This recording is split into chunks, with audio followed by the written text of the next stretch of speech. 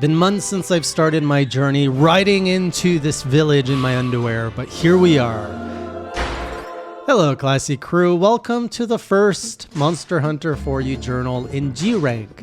In every game of Monster Hunter, there's usually a little bit of sense of progression. You know, you always start off with a raptor in low rank, and then in high rank, they give you something still pretty easy to start off. And even in G rank here, they're pretty nice with a little desert Celtis.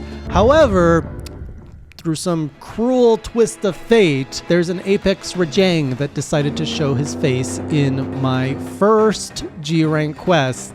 And boy, no! Man, I hate this monkey. I was somewhat expecting an invader because there was a lot of excitement, a lot of hee from all of the chat, and I was like, okay, we're gonna get another Deviljho, and I'm cool with Deviljho. Deviljho was fine. He doesn't scare me anymore. But Apex Rajang, like, I have not gone over my Rajang fear. This boy has been haunting me since my very first day in Master Rank of World Iceborne. And here he's just worse. He's angrier. He's not even golden. He's like black. He's like Ultra Instinct Rajang. And I don't even see him. I'm trying to squish a bug and then it's like, ah! What the heck? So we're going to get to that in a moment, but let's talk about the early steps into G rank and the first impressions. And I have to say, if it wasn't for that Apex Rajang, it wouldn't be so bad. So there's still a few lingering quests waiting. Like, I'm done with low rank village. That's all done. High rank village, there's still a few bubbles in there that are annoying me that I want to get through. So I've been doing a little bit of quest cleanup. We're still progressing on this hammer quest for a lady.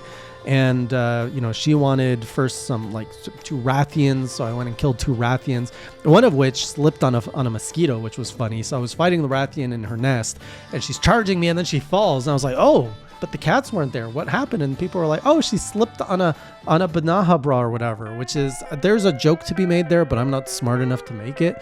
I don't know if the editor is like interested in turning a Banahabra into like a banana and, you know, put some slapstick Rathian slipping on a banana like the old cartoons.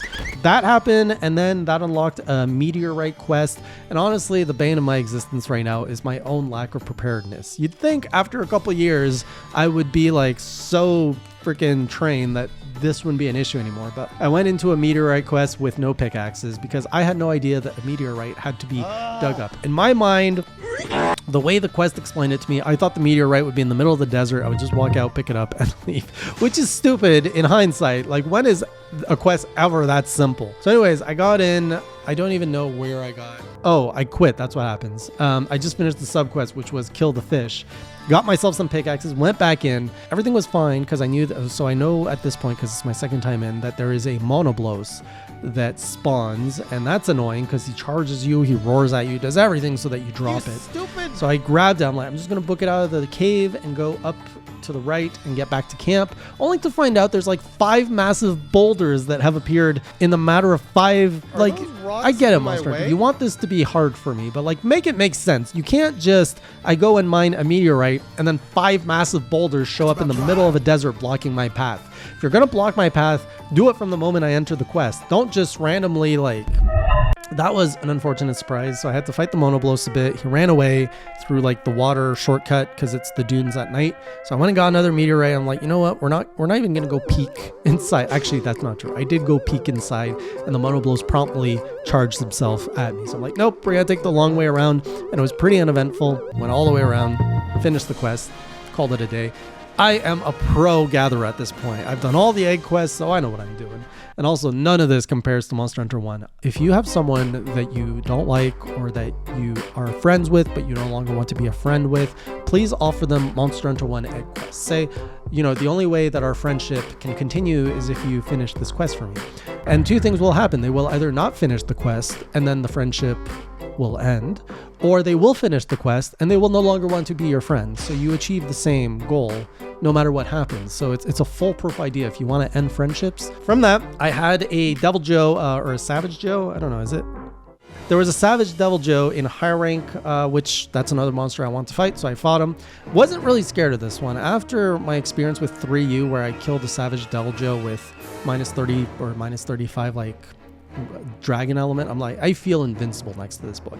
So I went in there, I was fighting him, things were going good, and I actually had proper, like, I didn't have a weakness to dragon in this case. And I think I even had the charge blade that does dragon damage. So I felt super good fighting him until he turned the tables with the pins. So the most annoying thing about 4U Savage Deviljho is this boy pins you like crazy. And it's not even like you see the pin coming. At one point, he turned around, the tip of his tail touched me, and I got pinned. How does that make sense? Who knows? Hitboxes, that's how it works. So the pins are annoying. You can pretty much die if he decides to just pin you and take your whole health, which happened once. If you're lucky, he pins you and tosses you, so that doesn't do too much damage.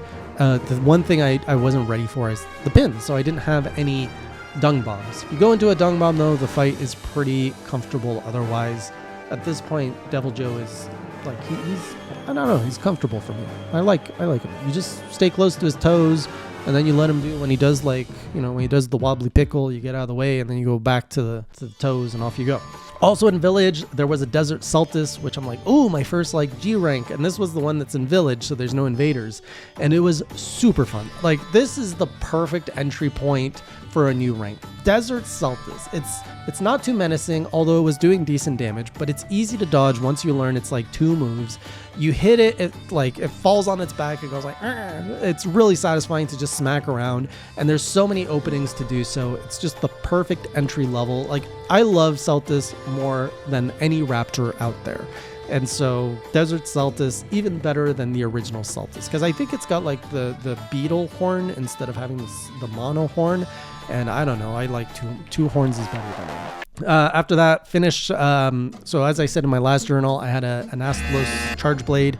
It could still be upgraded one more before going into G rank, just by killing more Astalos and Molten Tigrex, so I killed those in multiplayer. Molten Tigrex was super hard for some reason in multiplayer. I think it's because we were playing, well, we definitely did an event version of it, and this thing was like killing everybody in 2 hits, so really tough. Again, in my high rank remnants, there was a Golden Rathian, which was waiting for me. And this one was weird because I did Silver Rathalos first last journal because I don't like Silver Rathalos. I'm like, I'll get rid of the one I don't like. Golden Rathian, I didn't like it in World, but I liked her in Rise Sunbreak, and I liked her in 3U. Like, I was able to fight Golden Rathian very comfortably in 3U, so that's like my benchmark. So I was like, all right, we'll go into this. It won't be too bad. I go into it. I forget my max potions within like 10 minutes. I like carded 3 times. It was just terrible. It was a terrible experience. I'm like, oh, okay, let's prepare again. I went in prepared. And again, it was just a terrible experience. And I don't know if it's because it was I'm just not as familiar, as good with positioning with the Charge Blade versus a Switch Axe. But man, I kept getting hit by the stupid tail maneuver. She has this like instant transmission tail maneuver thing where she like just, pops in front of you and like, whoa, I'm going to swing my tail into you. It's so annoying. And I just kept getting hit, getting poisoned, disco tail where like she spins it all ways, get hit again. And both my Charge Blades. So right now I'm using the Deviljho Charge Blade or the Shagru Magala Charge Blade. Both of them have sharpness problems where they're like white and blue sharpness are so tiny, they barely let you attack the monster before you have to sharpen again. And sure, the one you can like roll to sharpen it, but you have to roll like 10 times to get decent sharpness, so it doesn't really solve the problem. So I'm constantly struggling with a non-sharp weapon. I'm trying to find an opening in these intense fights to freaking sharpen my blades, only for it to unsharpen after like 5-6 hits. So that is the biggest struggle for me. It's the fact that I don't have enough sharpness. I keep bouncing on these things, or I keep just losing my sharpness. One thing I like about G rank is the ceiling is removed. Like I get access to everything. I'm eventually going to build my endgame gear, and I'm eventually going to be able to get everything I want stacked to the most that I want. And then after that, the real challenge is just the skill gap between fighting the monster. Like, I'm not struggling so much with the mechanics of my armor, the limitations of my armor and my weapon. And that's one thing I really do enjoy about G rank. And the thing I don't enjoy is freaking Apex Rajang. So before going into proper hub G rank solo, I decided it was time to level up my canteen. And honestly, part of the reason I was doing all these quests in village rank, high rank, was because I was trying to max out my canteen. So I was doing all the bubbles only to learn, no, all the canteen upgrade items, you have to do it in hub high rank. I was like, what the heck? So I learned that there's a little symbol and you have to basically do the quest with the fish. So I did 2 or 3 of those. I upgraded my fish, I upgraded my meat. These were like super easy quests because now I'm I've got like end game high rank gear and I'm fighting like 4 or 5 star high rank monsters. So they were just easy. It felt like cleanup. So I didn't enjoy doing too many in a row, but it's nice to just basically fill my canteen. That's something I'm just going to slowly wrap up, because this game, the maintenance and everything, like I said, I finished all my village requests. Like I'm just enjoying that completionist aspect to this game. It's really rewarding for you in a way that it wasn't before. If you look at my 3U game, actually any other Monster Hunter game I played, I want to complete them or complete collecting and stuff, but I tend to like fall off at one point. 4U is doing it in a way that I'm continuously like it's manageable to get all the stuff I want, unlike the other games, which I feel sometimes they're either really grindy or I was just too new and I didn't appreciate it, like the farm and world. That's where we are. And then finally, yes, the Desert Saltis, I decided I need to start grinding Hub to unlock more quests, because the goal here is Fatalis. Like, we got to find this Fatalis. It's not even available to me. One is at high rank or Hunter rank 70, and that is still a little ways off because I'm at Hunter rank 46, 47 right now.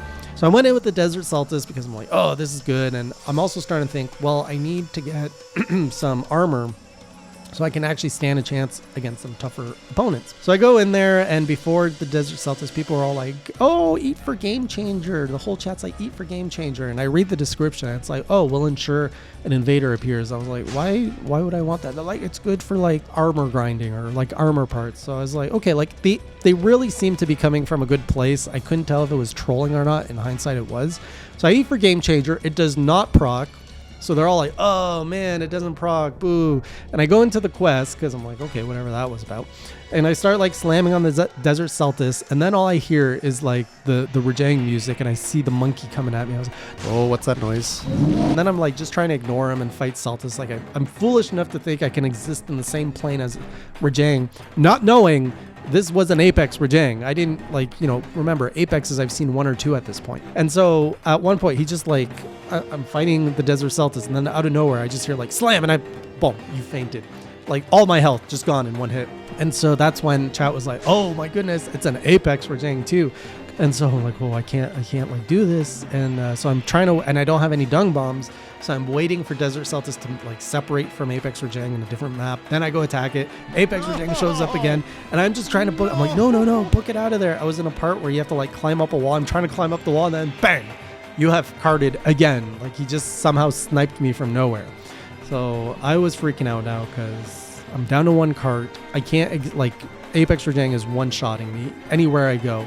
So I'm just trying to be patient, waiting for the Saltis to get out of there and for me to basically fight it alone, because I was okay one-on-one. It's Rajang that was messing everything up. And there'd be like parts where I entered one place and Apex Rajang's right at the entrance way for me. Nope, pop out. And then I went like the long way around to like enter the zone from a different area. Apex Rajang's just like terrifying experience, but I did do it. I killed the Desert Saltis, and then Apex Rajang showed up during the victory screen to make sure to assert dominance over me. And then finally, I decided, when I started the game, Monster Hunter 4U, I started with the Tetsukabra armor piece, and it was really good because it has like a lot of defense stats and stuff. So I'm like, well, maybe I should, and I really enjoy hunting Tetsukabras, so I was like, maybe I should just do a G-rank Tetsukabra. And there was a quest for 2 G-rank Tetsukabra. So I did those quests and brought some dung bombs and everything. It was a long quest, 30 minutes, but it was fun, but it was intense. Like when the 2 of them were in the same room together. And then I also learned he has like this like triple combo charge where he'll like charge, turn, jump at you.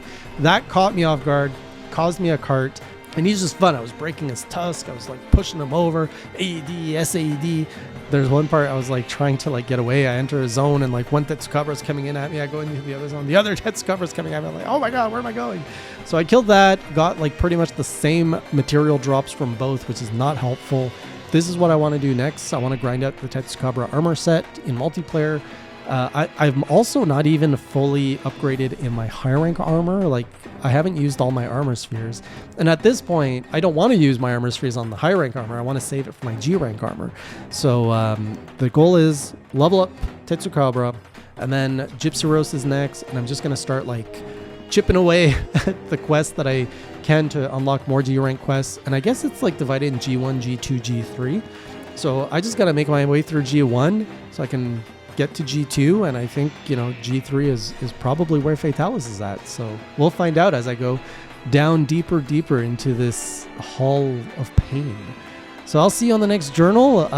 Hopefully we're going to be almost at a G1 rank by the time we see each other again. I don't know. We'll see. And until next time, keep it classy.